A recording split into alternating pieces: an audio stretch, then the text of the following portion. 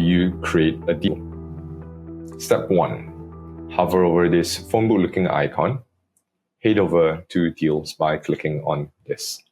Then once you're here, what you will need to do is make sure that you are in the right pipeline. So let's say I want to create a deal in the sales pipeline instead.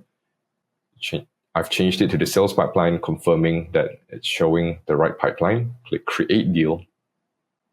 Chances are someone has already set up some mandatory entry requirements. So I need to give this a deal name, ensure that it's in the right pipeline.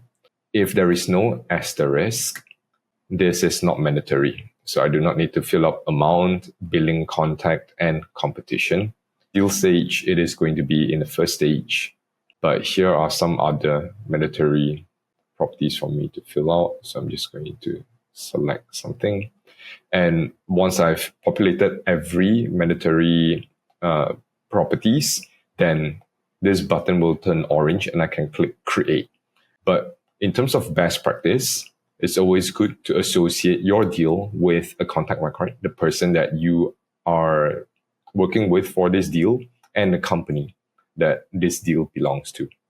Whenever you're ready, hit create, and it will bring you to the deal record that you have just created.